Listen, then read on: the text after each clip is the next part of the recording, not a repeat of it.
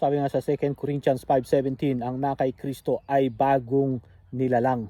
Ang mga luma ay nagsilipas na.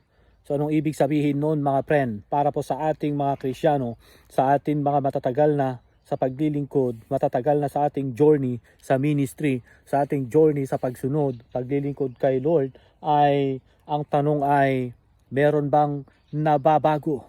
Meron nga bang nabago talaga? Alright? Or mula nung tinanggap o nakilala natin siya ay ganun pa rin tayo hanggang ngayon? Yung ating pagkakilala sa mga bersikulo, pagbasa, pag-unawa sa mga bersikulo ay ganun pa rin ba mula noon hanggang ngayon? Walang nababago. Kung ganun po mga friend, na wala pong nababago, walang nadadagdag, ay meron pong problema.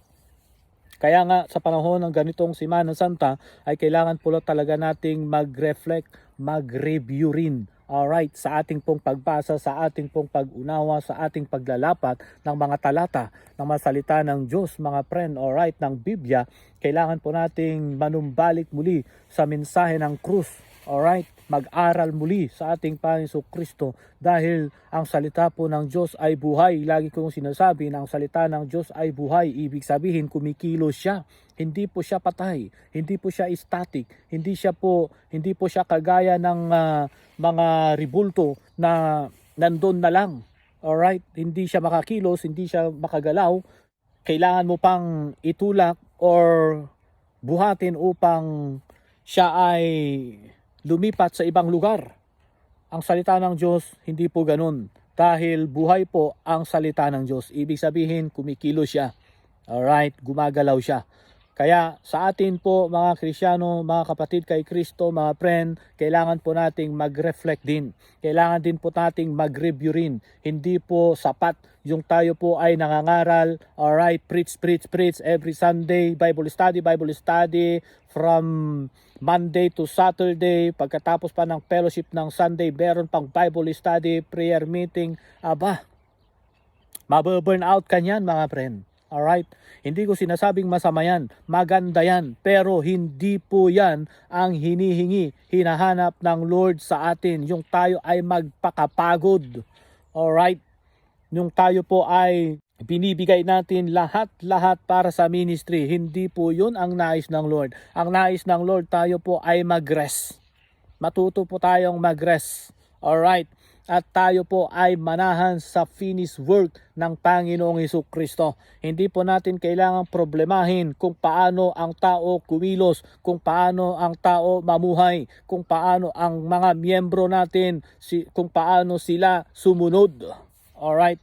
Hindi natin problema yun. Problema yun ng Lord. Ang problema lamang po natin talaga ay mangaral. Alright?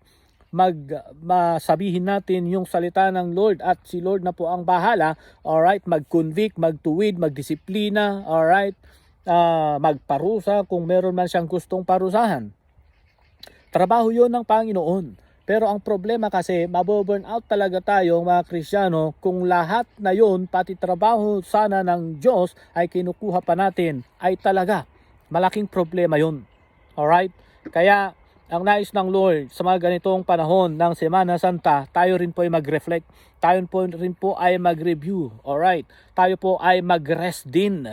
Alright? Magtiwala sa finished work ng Panginoong Kristo. Kasi tapos na eh. It is finished, ang sabi ng Lord. Ang gawin lamang po natin is magtiwala. Alright? Ang gawin lamang po natin is tumayo. Alright? Magtiwala sa Kanya pong natapos ng gawa. I-enjoy na lamang po natin yung buhay na kasiya-siya na sinabi po niya. Na isang dahilan kung bakit po siya pumarito sa balat ng lupa upang magbigay sa atin ng buhay na kasiya-siya. Tapos tayo, pinipilit pa rin nating i-please ang Diyos sa pamamagitan ng ating mga gawa. Alright? Gawa din yan eh. Puro na lang Bible study, puro na lang gawain, prayer meeting, alright, fasting, alright, yung hindi kailangan ng Lord, hindi hinahanap ng Lord ng ating mga sacrifice.